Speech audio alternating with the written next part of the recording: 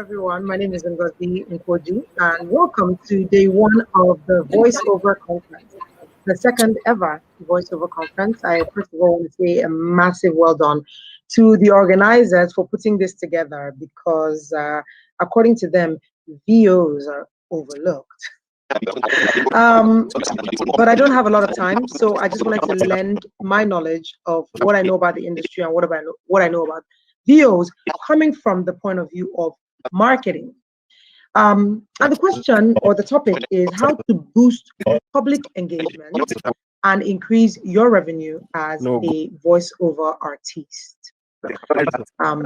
If you know anything about me, I like to talk to the point. Okay, so I tried to write what few used to be points down, and I hope that at the end of this, it inspires one or two people and helps you on your journey to increased revenue. Okay, so the first thing I want to say is I found that whenever a group of people come together, it makes their message stronger. So the first thing is join an association, join a group of people. If you're just starting off, it's very difficult to get your message out there because people don't know who you are, unless you fall into a massive pit of luck. Okay, so where the first job you've done just goes viral and everybody's looking for you, and again, out of a zillion people, that happens to 1.5, people. So join an association. I have no idea if there's a voiceover association in Nigeria. Perhaps it's been started, perhaps it's dormant now. Whatever the case is, find a group that has a voice that will help to move things forward. That's number one. Number two, get yourself out there. In getting yourself out there is, first of all, how can I find you? Are you on Instagram? Are you on Clubhouse? I notice that everything that I'm saying is digital because VO is mostly digital work. So get yourself out there. And in getting yourself out there, you need to make a little bit of investment. You need to talk to the right people. You need to not be ashamed to put your word out there, which leads me to number three. You need to not be afraid to do free things. You have to do a few things for free. So let me use an example in the industry that I work in. So I'm in marketing and I'm on the client side. We say we want to make a new radio ad for Maltina, and it's for, let's say, sponsorship, Nickelodeon Fest, right? And this particular radio commercial is going to excite children, but make their parents feel that Nick Fest and the event will be a safe place for them to come to. And ultimately, Maltina is this great family malt drink that brings these great family experiences to you, right? And so then the agency, you send the brief to the agency gathers a few voices and sends you these files. We have no idea who these people are. And the files are probably from work that the people have done before. And I always tell my agency guys, this is not going to help me because when I hear the close-up ad that Amy has done, it doesn't tell me that Amy can do this Nickelodeon ad, right? So the first step is when I hear it, I say, who is this person? They tell me the name. I usually either Google or go on Instagram to just kind of get a feel for the person because it costs money to produce whatever content that you're producing. And from a brand perspective, you want to make sure that you're paying for quality. You don't want to go to the studio when they're recording. I know how many times I've had to go to the studio when the agency is recording a radio ad. I don't want to do it. And it's not necessarily because you don't trust your agency, but it's because you have a vision for the sound and for the feeling that you want to evoke from this ad. You have a vision for what that feeling is. So as a result, you want to be there. But if you know the voiceover, you trust the voiceover artist, then chances are you don't need to be as involved. So when I say do free things, I truly mean do free things. The family tells you, you have such a good voice. You should be doing voiceover. You should be on TV. You should be on radio. You should be doing adverts. And so based on that, someone now sends your voice through and the agency says, this voice is 300K. I'm like, dude, first of all, no. Second of all, no. Yeah, because I am sure that I can get 2 to 3 more people who can do the job, especially when you're unknown. So if you're unknown, and the thing about unknown is a few things can constitute unknown. Unknown is you haven't done any work. You've done less than 5 jobs. So chances are I haven't heard your voice before. You don't have a massive amount of following on social media. You're not a celebrity. Um, those things will constitute unknown. Length of time in the business, you've been doing it for 7 months, constitutes unknown. Again, other variables can come into the picture and make unknown known. Like you've done it for 7 months, but the first 2 things you did went crazy and people are looking for you. Or you were a Big Brother contestant. Big Brother is the one thing that shakes everything, every case study. We don't understand it, but you go to the Big Brother house, you come out for a short period of time, there's something that happens to your equity and people want you, and then eventually, because so if those things are not in place, then you're probably unknown. And in that case, be willing to do things free or for little amounts of money until, again, don't do it free forever and ever, because it leads me to number 4. After you've done a few things free and you've built up a portfolio, you've built up a little bit of a following on social media or off social media, you've maybe been on a radio show, you've done 1 or 2 things, you've voiced for a movie, you've voiced for a conference, you've voiced for an ad, whatever it is. Number 4, learn your talk. What is your unique selling point?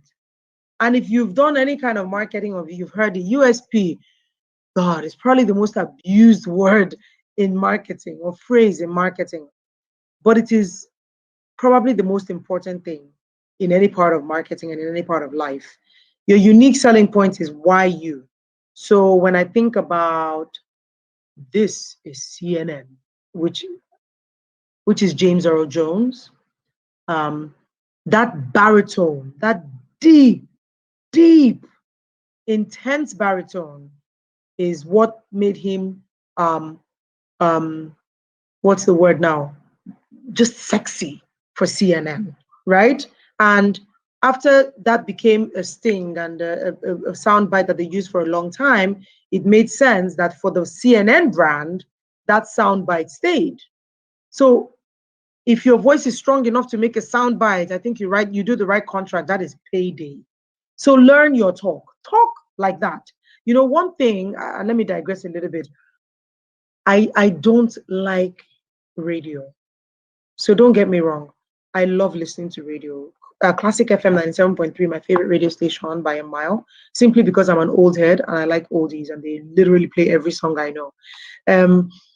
But I don't like radio ads because they all sound the same. And I'm not sure what caused it. In many parts of the world, radio is becoming less and less irrelevant because A, clutter, B, people don't want to listen to the radio ads. It's when the ad comes on that, in fact, the radio ad is noise. It's like background noise so that the car is not silent or because you want to listen to music. But the radio ads are all the same. It's, yo, buy new Mortina and open your crown court. And when you, why? Or it's, I don't know. You want to sell this coaster, or you don't want to sell the coaster. Maybe you want to invite people to your lounge. Live, laugh, love, a new lounge on Adiola Odeko Street, Victoria Island, Lagos. First of all, I don't understand why all these radio personalities, but we'll talk about that another day. It's not for the Voiceover Conference, but be yourself. I've said to the team in the office, I cannot wait until we make, and they keep telling me, no, Ngozi, it has to capture attention. I'm like, you want it to scare me? Because that's what it's doing. I think that, I'm trying to think of what radio ad I heard that I really disliked. I thought about how it could have been better. I think it can be conversational. I think people need to talk to the consumer as opposed to yell at the consumer. I understand they need to announce, but announcing has a purpose and talking has a purpose and conversation has a purpose. I love data, and I work for a very data-driven company. And so before we do a lot of things, we test. You do a test with the consumer. You take a lot of, we have a lot of research, market research. And I don't just take one source of research. Oh, Ipsos has done this research. I pull this one and Kantar, and then maybe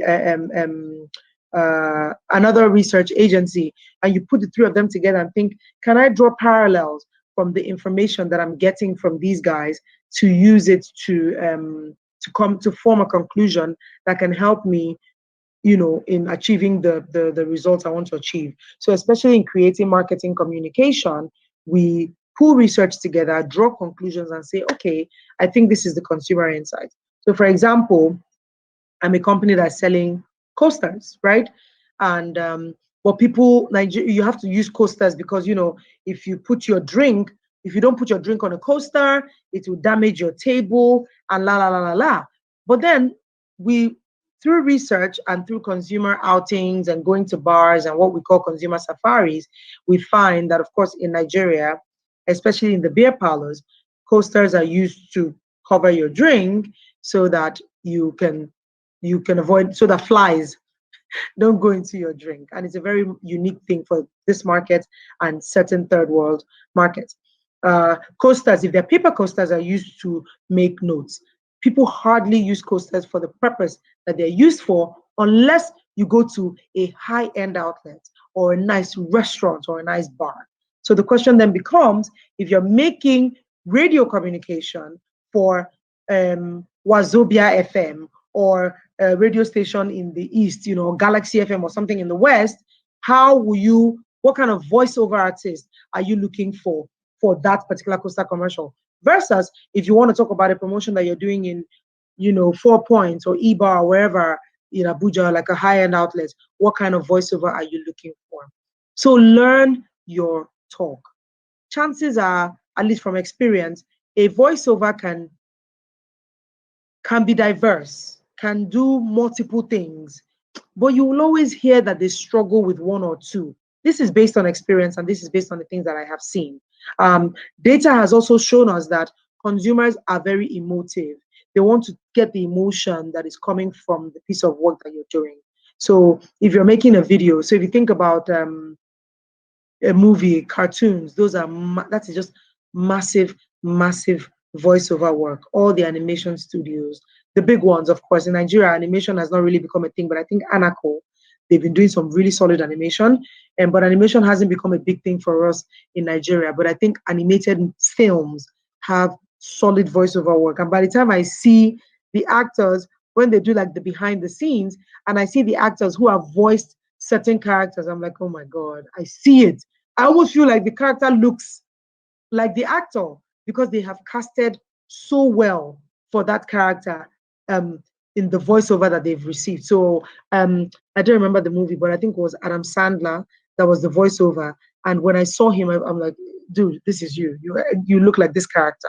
So just back to number 4, learn your talk.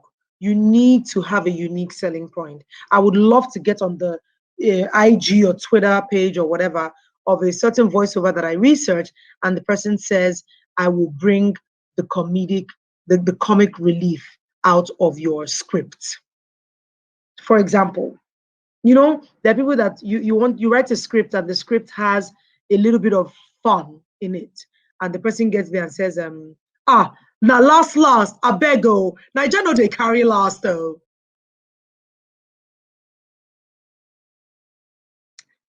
And by the way, I digress. You must not always speak with an accent. And when I say an accent, I mean a foreign accent, unless the brief requires it. And chances are you don't even speak properly in that accent.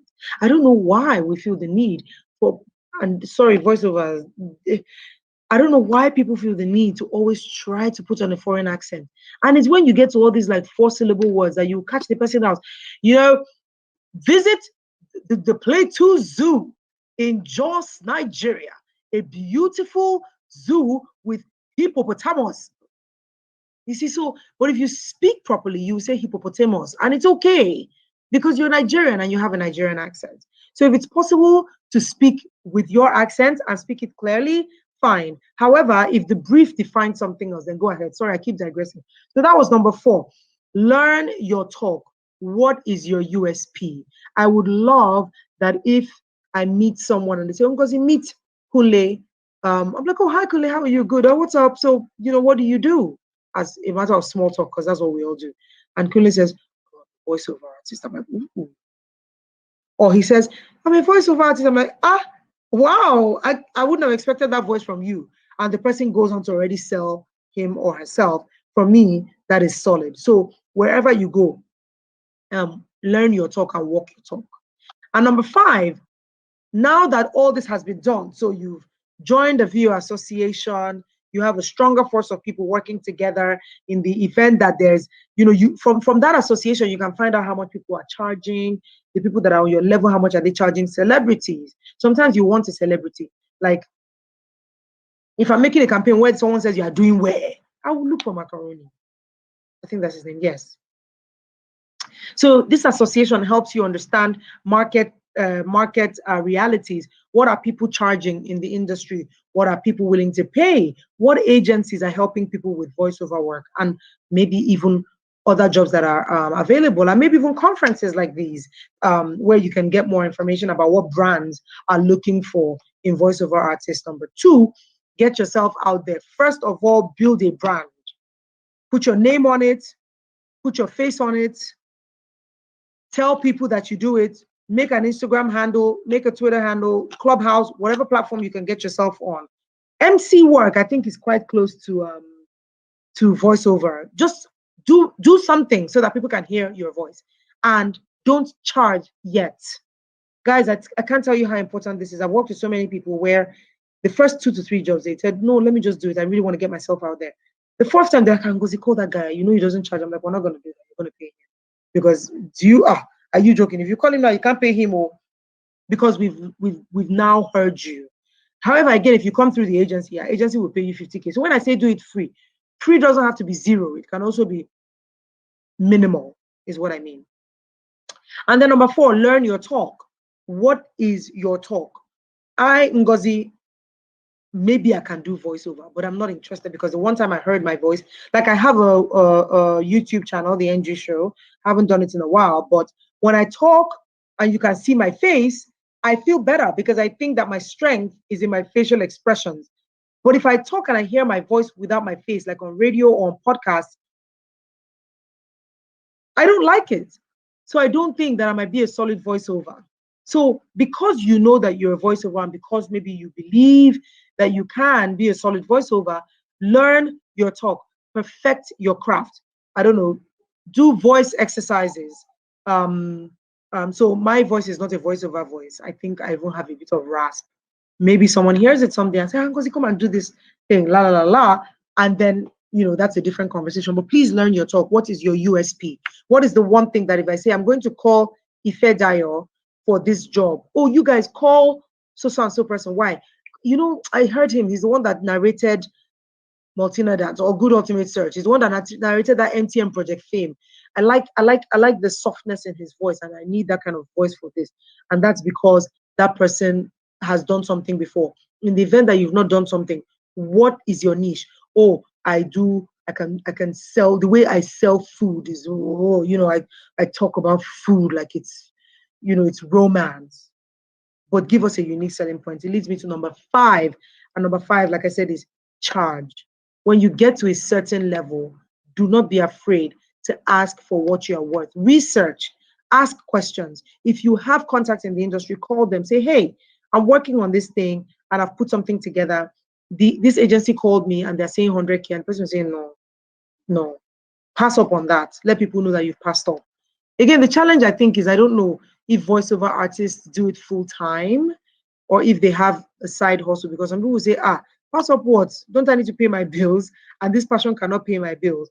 But it's important when you've gone through these 4 steps, charge, because that's the only way you get revenue. Literally, to boost your revenue, you have to charge. But there are things that need to be done before you get to that level. So when I think about voiceovers from a brand point of view, they're invisible faces that we don't see. We only hear their voices and they come via the agency.